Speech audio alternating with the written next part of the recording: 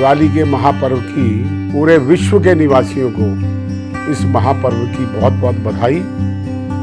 यह ऐसा महापर्व है दिवाली का जो पूरे विश्व में मनाया जाता है, पूरे हर्षोल्लास से मनाया जाता है। और ये दिवाली का पर्व विशेष रूप से हिंदुओं का जो पर्व है ये बड़ा हर्षोल्लास का है। पूरे समाज में, पूरे देश में एक खुशी का वातावरण, उत्साह का वातावरण और समाज में, परिवार में खुशियों का वातावरण, मिलने का, आपस में मिलने का, प्रेम प्यार का वातावरण इस महापर्व से हम सबको मिलता है।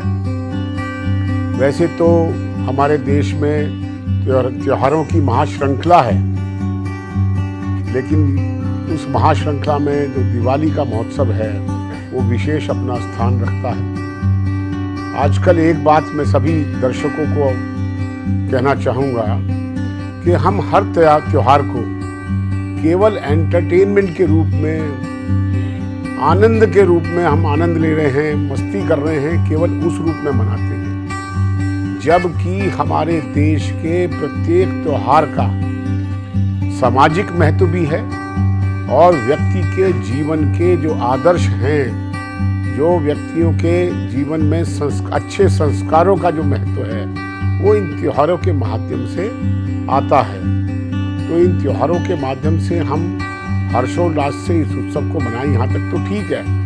लेकिन उसके साथ साथ हमारे पारिवारिक वातावरण में जो शुद्धता आनी चाहिए, जो अच्छे संस्कार आने चाहिए, जो हमारी धार्मिक परंपराएं हैं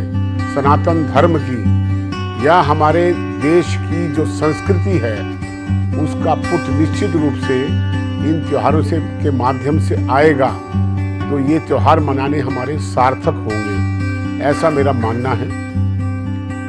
मैं विशेष रूप से समाज के उन वर्गों की बात कर रहा हूँ कि हम तो त्योहार मनाते हैं जो सक्षम हैं, जो पैसे वाले हैं, जिन पे महालक्ष्मी जी की कृपा है, लेकिन भगवान ने एक स्वरूप अपना जो है वो निर्धन परिवार, ज़रूरतमंद परिवारों को भी, अपंग परिवारों को भी, दिव्यांग परिवारों का भी इस धरती पर जो रूप रखा है उसकी चिंता करना का भी जो दायित्व है वो इसी समाज का है। इसलिए इस पर्व को मनाने के साथ हमारे आसपास में जो निर्धन वर्ग है और जो समाज का पिछड़ा वर्ग है उसकी चिंता करना भी हमारा ही दायित्व है। इसलिए दिवाली के इस महापर्व को सभी लोग अपने साथ परिवार के साथ में, अपने घर में जो काम करने वाले कर्मचारी हैं उनके साथ मनाएं। अपने घर में काम साफ सफाई करने वाले जो बहनें आती हैं, बंधु आते हैं,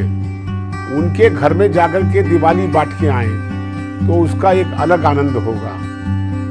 तो ये पर्व अगर हम समरसता के रूप में सबको साथ लेकर के चलने के रूप में मनाएंगे तो निश्चित रूप से ये पर्व भी सार्थक होगा और हमारे देश को जो आगे बढ़ने की इच्छा है, हम सबकी आगे बढ़ने की जो इच्छा है वो भी सार्थक होगी, ऐसा मेरा मानना है।